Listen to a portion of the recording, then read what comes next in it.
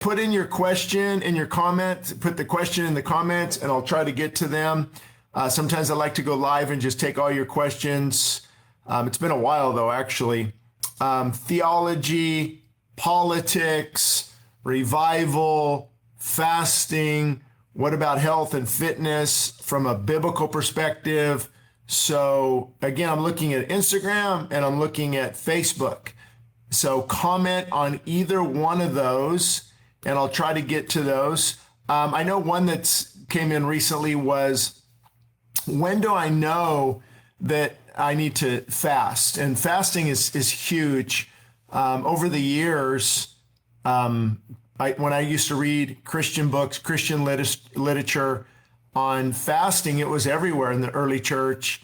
Reformers even Luther and John Calvin and Ulrich Zwingli in Switzerland, and then you get into the Great Awakenings, you get into revival. Fasting was everywhere. And so the church has really lost that discipline. And again, I want to interject. If you have questions on anything, Instagram, put them in here in your comments.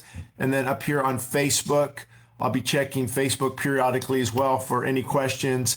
But with fasting, we want to make sure we don't get legalistic about it, right? It is not something that, we become legalistic and rigid about. So the question is, well, how do I know when I should fast? Well, number one, we have to remember that Jesus said, let's see, I'm going to turn on interactions here. Jesus said, when you give, when you pray, and when you fast. So it's assumed that believers will do that. Now, how often, to what degree? The early church would fast on Wednesdays and Fridays, but again, you don't want to become a good work or legalism. So I really take it to the Lord. And usually if there's a burden, like something, that's coming up, or a loved one, or something about the church, even if you just take a day, try going a whole day just fasting. And to me, fasting is just, it's water. You have water and that's it. And if you have to have a little juice, that's okay. It's not about perfection. It's about direction. God doesn't love you more when you fast, but boy, you sure love him more. So there's usually a burden, but let me tell you now in advance that many times you won't have a burden. Sometimes you just have to step out in faith as a discipline. In other words, I don't have to pray, I just pray. I don't have to pray to give, I just give. I don't have to, pray about fasting. It should become, we really need a fasted lifestyle, but not to the degree where it's works and rigid and legalistic and you can't have, some ice cream now and then. The fasted lifestyle is a lifestyle of self-control through the Spirit, knowing when to say no, when to say yes. So again, Facebook, put in your questions here. If you have comments, I'm going to try to get to them. Let me know, thumbs up. Facebook, thumbs up if you can hear me, because we've been having volume or speaker issues on Facebook, but not Instagram. And then Instagram, if you have any questions about any topic right now, I'm talking about fasting and from a biblical perspective. Now you get into the question, well, when should I fast? Well, physically speaking, we are in a whole new world with our culture now. Because, in the 1940s, 1950s, 1960s, 1970s, I remember growing up, 1980s, they started to introduce more fast food, more convenient food, snack wells, where it was, the low fat kick. And, now, it's pretty obvious we're finding that none of that worked. The key is God-given food in moderation, seasons of feasting, seasons of fasting, with insulin levels, that's what's causing a lot of this high insulin. Insulin resistant means fat storage and visceral fat, and our obesity now in kids. It's alarming, the obesity level in kids nowadays. So we've got to be very strategic, very wise. We've got to do something about this. And fasting, that's why they come up with these eating windows, right? 16 hours, which is good because we were not created to be snacking every 2 hours. I'm a snacker, so I know it's hard. I'm trying, I've been doing really good in this area. And then not eating before you go to bed a couple hours, let the body digest the food. You'll sleep a lot better. And if it's good, God-given healthy food in moderation, You feel satisfied. There's nothing wrong with fat, the right type of fat. I love fat in avocados, nuts, some oils. I do not avoid meat and dairy necessarily. I try to get it really clean. But fasting, both spiritually and physically, is huge. A big benefit. So anyway, Instagram, you guys have any questions here on this topic of health and fitness from a biblical perspective? Let's see. I think a few came in on Facebook. Diana, good to hear from you on Facebook. Let me know exactly what part you needed to hear on the fasting topic. And, we've become a culture, and I know I live in it. I mean, just today I had to refrain from snacking, and I don't know what it is, maybe emotional eaters, but it's very good, very biblical to get into a season of fasting, telling the body no. But then if you're a faster, like you fast a lot, Dr. Jockers just came out with a good video. I shared it on my Facebook page. You know how you want it, your body can really slow down. Believe it or not, a slow metabolism is actually healthier. You can look into this. It's that fast race car type metabolism that, breaks down more often, but a slow metabolism, the right way can be healthy and good for longevity. But, throwing in a day where you do eat some good God-given meals, quite a bit of calories, and then you can go back into fasting and kind of switching it up. But it's such an important topic because we are in the midst of an epidemic. I talk to people in the health and fitness industry, but actually in the medical industry, and they're not sure what to do because childhood diabetes, which was non-existent, is now rising at an alarming rate. Kids getting sicker. It's almost like, kids that are getting, it's like a rise in every disease, and children as well. And so we've got to take a stance. The pantry and the refrigerator are playing a huge role in our overall health and our emotional health in so many different areas. But I do want to take your questions if you have any on Instagram or Facebook on any topic at all. Right now is the topic of fasting and feasting. So let's take a few that came in on Facebook. If you put them here on Instagram, I'll look in a minute. So the question, and I like this one because it comes up often, is a Mediterranean diet a good plan to help reverse pre-diabetes? So pre-diabetes is before you've been diagnosed with diabetes, and they look at blood sugar levels, glucose levels, certain ratios, obesity, different things to formulate that, and it's keeping insulin at a very high level. So what happens, you eat, your body releases insulin, mainly, sugar, complex carbs, things like that. You eat, your body releases insulin. You eat, your body releases insulin. And so your cells become basically worn out, and they become resistant to insulin. And then, the idea is to shoot more insulin into the body, which is not necessarily a good idea because that's a fat storage hormone, actually. I mean, it plays a lot of different roles, but that's one of them. And so the Mediterranean diet is a good place to start to reverse prediabetes. To reverse prediabetes or diabetes in general, it's actually the same formula that diets, and that's why there's divided. I mean, I've got friends full on carnivore and they're convinced.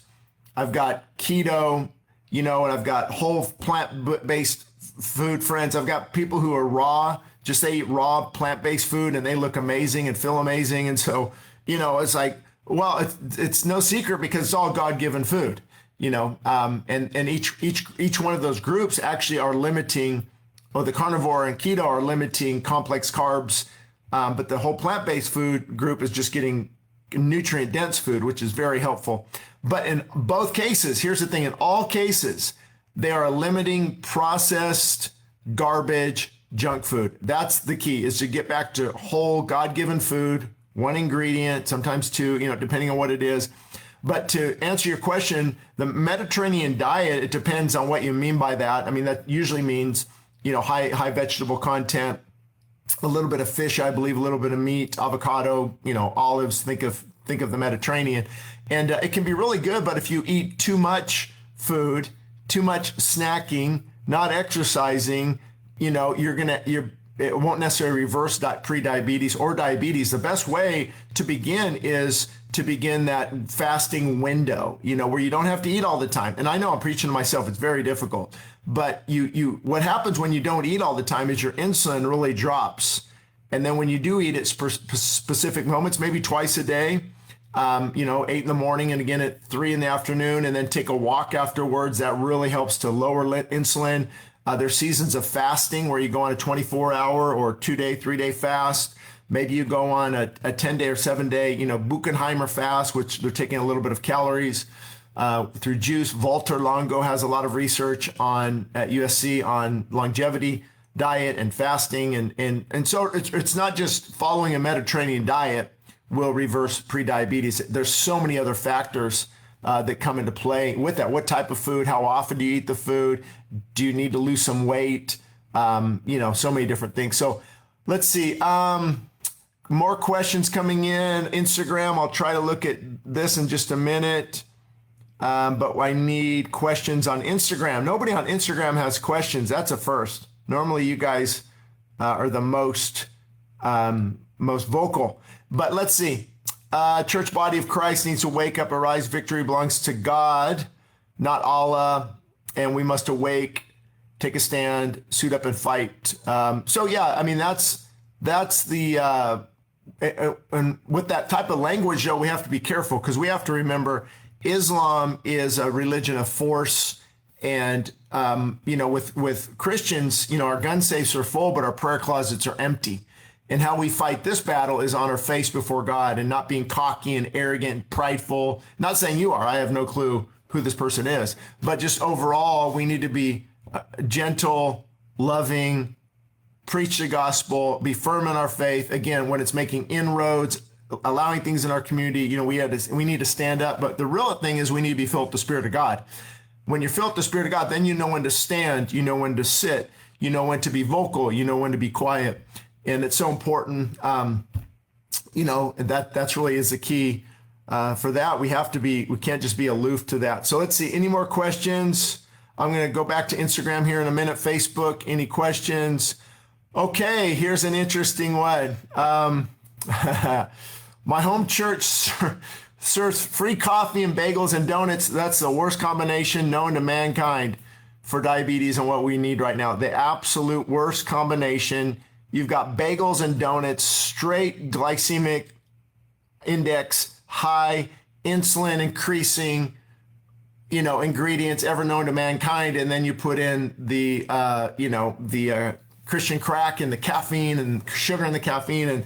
And that's terrible. But I get it. I went to a church who did that. And there's a lot of churches who do that. I get it. People, the reason is it kind of draws people in, fellowship in the foyer. Really what has to happen is the pastor needs to be motivated and understand, man, you are hurting your people, because the people, here's the funny thing. Check this out. Try this sometime. If you watch, the people eating those bagels and donuts shouldn't be eating those bagels and donuts. Okay. The ones who know they shouldn't be and aren't, and are taking care of the body, are not eating the bagels and donuts. So you're actually feeding the people, you're actually hurting them. But it's hard. I know it's a kind of a gray area. There's liberty, really, Shane, is that going to hurt people? I don't know. It's just like I would have a hard time owning a liquor store, as a Christian. And I do know Christians who it's like, it's hard, or make beer, right? They make beer and they destroy lives, but there's liberty. Well, be careful. So, yeah, if the pastor wants to, if it really comes from leadership and maybe having a serious talk and saying, hey, listen, I don't want to be legalistic. I don't want to be understand, but this, especially now, this kind of food is killing kids and parents and adults. And alternatives, though, it takes a little extra work. It's more expensive. You're probably not going to get away from coffee. You could do, organic decaf, half and half, to where people aren't getting a full blast of, Christian crack. People come, here's the funny thing. I hear the most feedback I ever get a lot of the feedback on health and fitness is when people stop having a lot of caffeine. So I'm not against coffee. I had some last week. I love a good strong cup now and then, but we are hooked on it and we have to have it. It's a stronghold. Anything you have to have is a stronghold. Number one. Number two is it is a drug. It's a central nervous stimulant. It's a drug. Bottom line, it raises cortisol every day. Every time you take it, it's raising cortisol. And that's not a good thing. Green tea has L-theanine and about 1/8 less caffeine. So that would be a much better choice. So to answer your question, maybe if the pastor, we don't serve anything. A lot of it happened during COVID. We just stopped the coffee connection room. We would, we'd have decaf and a little bit of coffee, but just the mess, and then try and have the food. It doesn't work for us. I know probably half of our members would love to have that. But the alternatives would be, organic fruit out there, strawberries cut up, grapes. As far as bread, warmed up Ezekiel bread. You can actually get some of people in your congregation to make homemade sourdough. And sourdough, the type of dough and things like that, it can be healthy. There's only a few ingredients, but that's that's a massive insulin spike. The absolute worst thing in the world you should have ever is coffee, bagels, and donuts right in the morning. Talk about, boy, oh boy, that's a tough one. So anyway, hope that helps. We do not do anything at our church, but also another reason is we want people to come and just come for that reason. Now, however, it's funny, I just remember this. I am helping friends of ours get a business started where they do sell coffee, organic coffee, decaf, matcha, things like that. And they've been coming out front of our church every other week, more to help them in their business. So, again, it's not one of those legalistic things, but, it is something you might want to consider. I wasn't meaning that cocky or arrogant. I was trying to say, yeah, I got it. I wasn't suggesting you were. I was just saying overall, I don't even know you. I don't know your attitude. I was just saying overall, the battle against Islam is not going to be fought with guns and knives. It's going to be fought on our face before Almighty God. That was my point in being humble. So any more questions on Facebook or Instagram? I am surprised by Instagram. Normally you guys are asking a lot of questions. So I'm curious if you have questions about fasting, about fitness from a biblical perspective, theology, politics, anything you have a question on, I'm going to try to answer. I won't be able to stay on much longer. So put your question in there. So what is the best thing then? We got, if donuts and all this, what's the best thing to eat in the morning? Well, a couple thoughts. There's so many different views on this. In the morning, the best thing is that when you wake up, if possible, just keep rolling with it. Right now I'm having some decaf organic coffee with a little bit of dandelion root in it. It gets me going, I'm fine for a couple of hours. Because what happens is you went to bed hopefully a little hungry. By the way, when you go to bed hungry, that's a very good thing. It's a very good thing to go to bed a little bit hungry. That means you're tapping into some fat storage as fuel pretty soon. And then you got that, hopefully you're getting a good night's sleep. That's another thing with caffeine. It does ruin your sleep. And people say, I fall asleep just fine. No, you don't. Your adrenal glands are fatigued. You're just passing out. You do not get deep REM sleep that you need for healing. You just don't if you're having caffeine after lunchtime. It's just medically shown over the years that you do not get good deep sleep. Sure, you fall asleep, but you do not get good sleep. So hopefully you get good sleep. If you have to take a little melatonin, magnesium, and then you wake up and then you just stay in that fasted mode. Just roll with it for a while. 14 hours maybe of fasting, and then your first meal, technically should be whole God-given food. Some people prefer a couple, clean eggs, maybe a piece of sourdough with some MCT oil on it, or avocado, or grass-fed butter. Or it would be good for me. I make, believe it or not, I take buckwheat,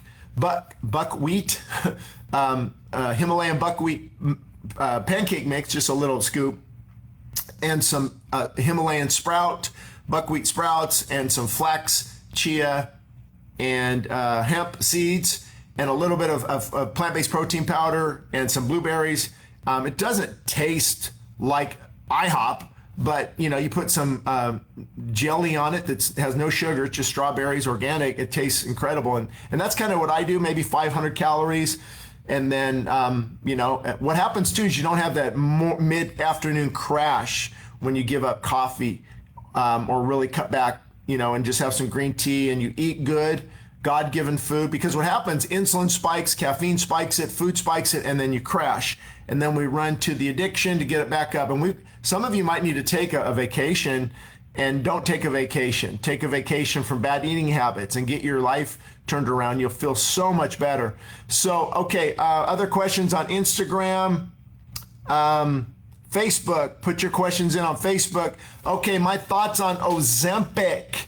Okay, what these things are, Ozempic is a name brand. They're GLP-1. What they are, it's called a glucagon-like peptide 1. And there's peptides. 5-amino-1-MQ, tesamorelin, ipamorelin, BPC 157. Peptides are small strands of amino acids, and they work in a particular way. 5-amino-1-MQ, for example, is going to work and help with glucose and the processing of glucose and things like that. BP 157 for rehab. A lot of these aren't quite really tested yet, and so I'm not sure, what to think of them. So here's my thoughts on Ozempic. I wouldn't rule it out if somebody really needs it and it's going to help them. Glucagon-like peptide 1. Glucagon is a hunger suppressant hormone. So what you're doing is you're taking the shot, little needle in the stomach, and you are suppressing your appetite with a drug. So you will lose weight. The problem is people don't eat really good. They don't eat enough. They don't do it the right way. The body's being manipulated.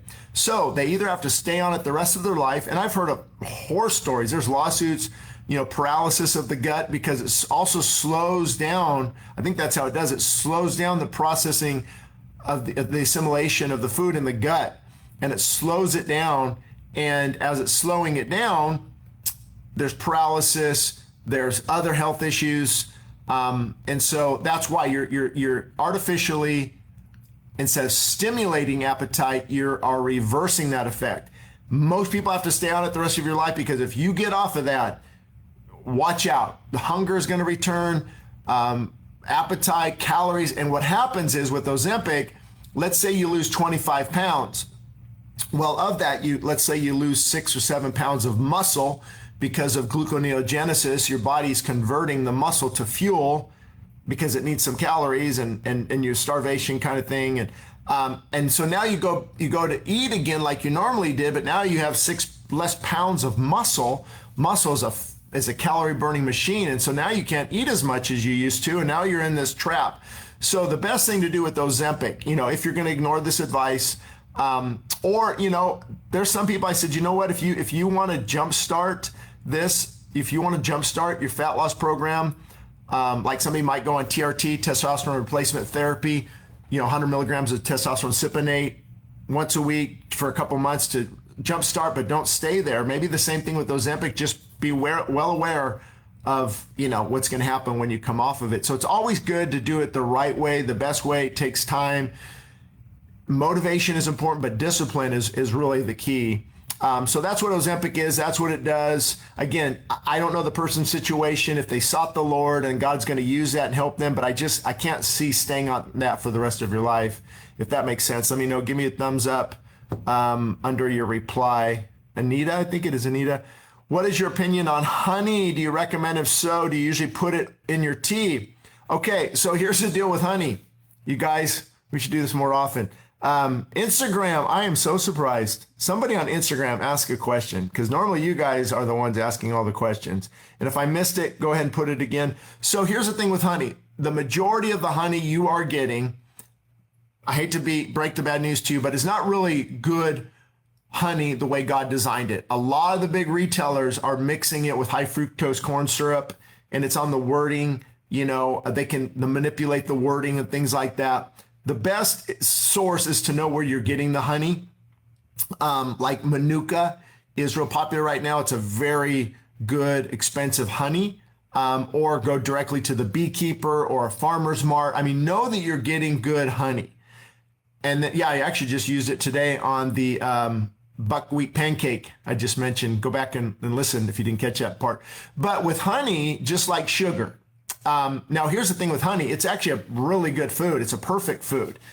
Bee pollen, you could live off bee pollen for a little, for a good amount of time. It has all the essential amino acids and things like this. God knew what he was doing. Honey is recommended in the Bible, but like with anything else, moderation and timing of it. I probably wouldn't have a big tablespoon before I go to bed, right? I mean, talk about putting it in a drink, during a workout would be great, or in moderation. I usually use a teaspoon. And so I think it's really good.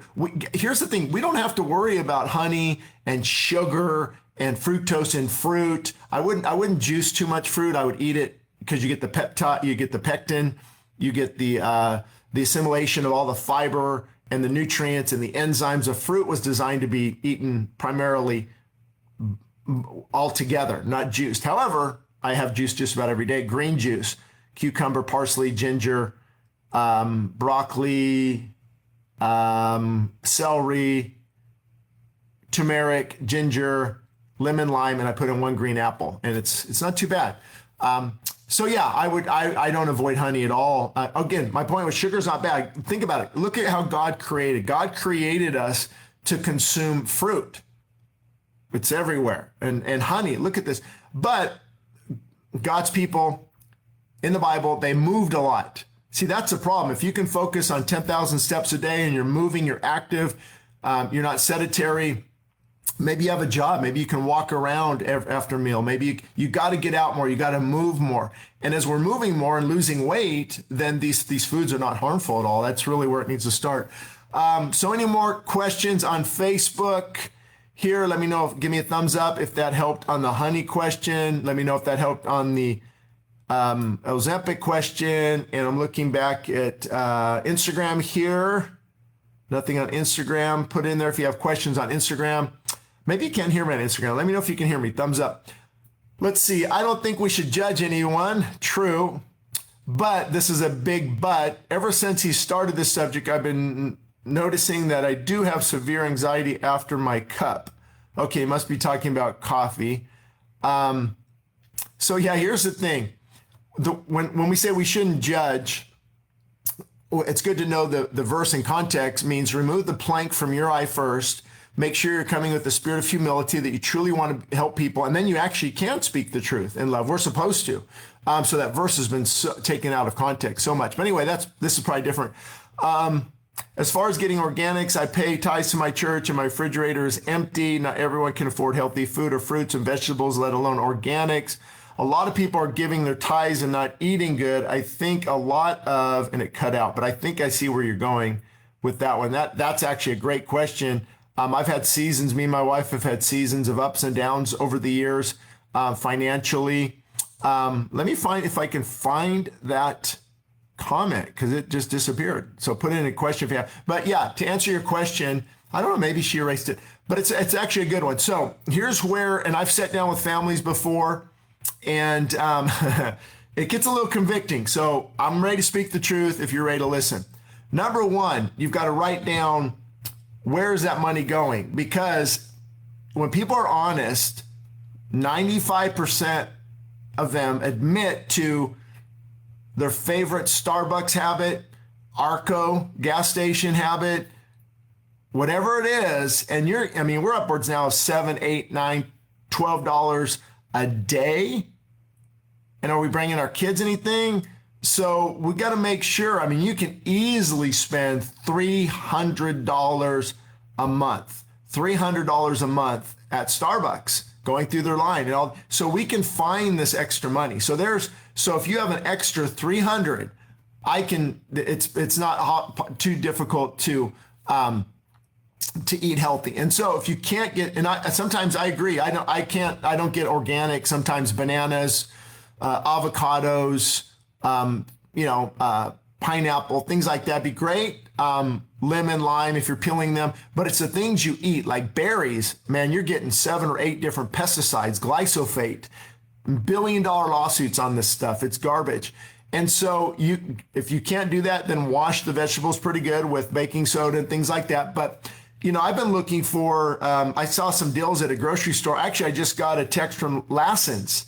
They've got organic strawberries, like 2 pounds for $4.99.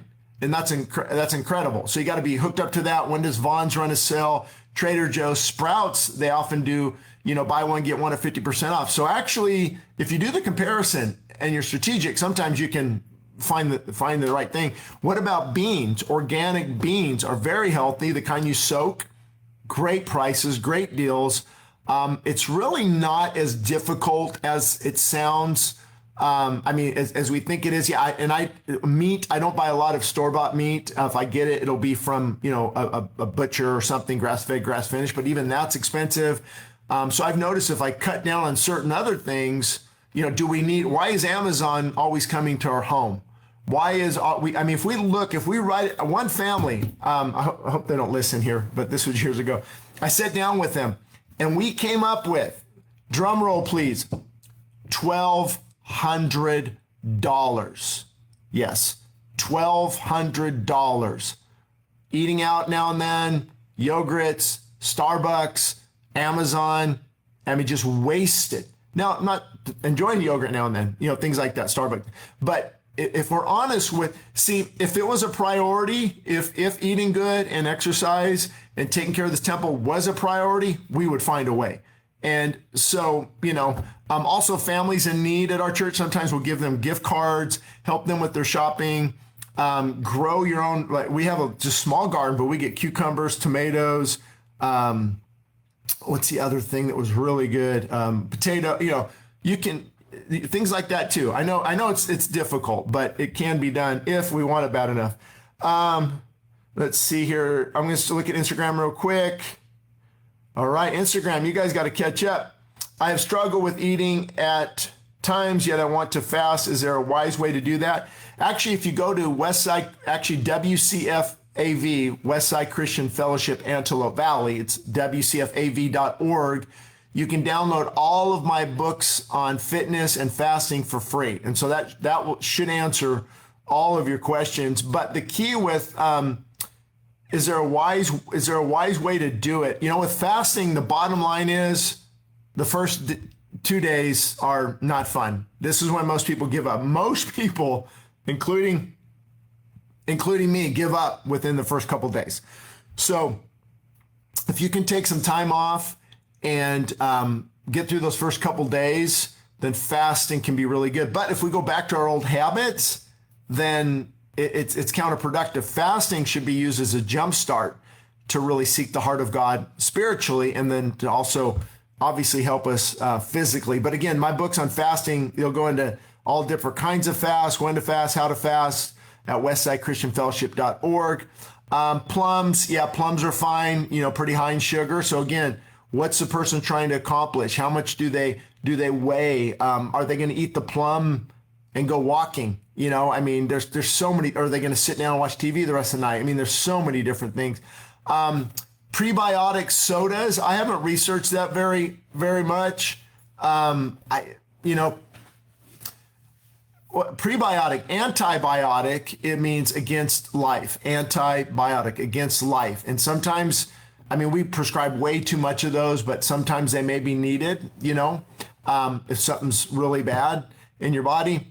And then probiotics are something that you take afterwards. And then prebiotics are something you take beforehand to help with gut bacteria and things like that. And so I usually try to get the way God designed it. I try to get the best, sauerkraut, fermented foods, things like that to really build up the gut microbiome versus these drinks that you really don't know what's in them. And the aluminum from the can, I wouldn't make that a habit, if that makes any sense.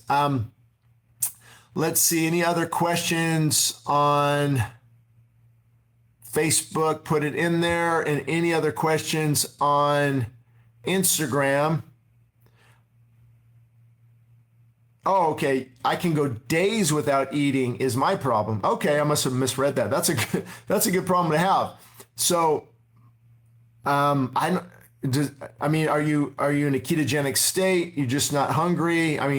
Are you very lean and missing out on nutrients? Like I'm not sure what to do with that. But yeah, in those cases, usually if somebody's very slender and they can go days without eating, they don't have an appetite, usually there's a reset that needs to take place, a cleansing of the body, some toxics, maybe toxins removed, parasites. The thing is to really seek the Lord in that, because having a good, healthy appetite is really a sign of health. And that's what many physicians even look for. And make sure I focus on the Lord. Yep, exactly right. That's the key. That's why I said spiritual fasting is the key, first and foremost, right? We look to the Lord. We fast for that reason. But then the physical benefits, I believe we also need to steward our health. And so stewarding our health is so important. So anyway, I'm going to go off this live feed. If you have any other questions, go ahead and put them in there. Chris, good to see you too, hear from you. Put it at the top of the Facebook and the next here on Instagram, and I'll give it just a minute. And then I gotta run if there's no more questions. So I know I catch a lot of heat, but that's okay because it's helped a lot of people. And I know the people who lash out the most are usually those who have the biggest problem. When I talk about coffee, caffeine, and a person like my mom could enjoy a little cup now and then, and she had no problem with it, and others. But if it's a daily habit, like you've got to have it in the morning, and then later in the day, you got to have it. Folks, that's called a stronghold. And that's an addiction to a drug that the manual for mental disorders, lists caffeine-induced disorders I think it's above like 400 milligrams or so. And their manual of mental disorders. So, I would encourage people to wean off. It takes time. You'll feel so much better. And just the fact that you feel terrible tells you that, boy, this is a powerful drug. So anyway, if you guys just are coming on, go back and listen to the beginning. I took on a lot of questions about health and fitness and fasting. And if you have one last question, go ahead and put it in the comments, and I'll try to get to it. The best thing to do when it comes to fasting is to take it to the Lord, even on diet. I mean, this is, to be honest with you guys, diet is tough because there's so much. You got all these experts. I mean, you got this doctor who's a Christian. He knows what he's talking about with ketogenic diet and apoptosis and autophagy and brain-derived neurotropic factor and stem cells and gluconeogenesis, and he advocates carnivore. And then everybody's carnivore. And then this other guy, keto, man, 20 grams, 25 grams of carbohydrates, that's it. And I don't know if you've ever tried that, but that's pretty challenging. And there are benefits because your body, here's the thing, your body was designed for all of that. It was designed for seasons of feast and famine. It was designed like, hey, all we got is meat for the next couple weeks when Abraham was out on the road, right? No berries. And so we are designed for that. So I would never advocate carnivore for the rest of your life. Absolutely not. I can get into, look at the resveratrol in grapes. Look at the sulforaphane in broccoli. Look at the AHCCs in mushrooms. Look at I can just keep going till I'm blue in the face on all the healing benefits of living plant food. Just read Ezekiel, the leaves for healing, Revelation, the leaves for healing, Genesis, God created. So, to me, it's a no-brainer if we just look at the Bible. However, I'm not vegan either. Vegan means you can eat Oreo cookies because there's no, meat, they avoid meat and dairy. But the key really is a balanced diet. For me, it's whole, God-given food in moderation, raw, like I love raw pumpkin seed, organic nuts. What I mentioned before, you can look at my pancake recipe, listen back. Some fruit in moderation, maybe some eggs. Some of you, if you can get some very clean bacon, go for it. And you just moderation, God-given food. If you go dairy, I would try raw if you can find raw, because pasteurization kills everything good. You're basically drinking sugar water. Better than nothing to get organic, pasteurized A1 or A2, whatever that milk is referred to. But ideally, the way God designed it, is best. So no more last questions here in the comments. All right, I'm going to go off, and hopefully you guys can go back and listen to all of this and share it with those people who have questions about fitness and health and fasting and things like that. I think it would be a great help to them. So, all right, I will see you next time.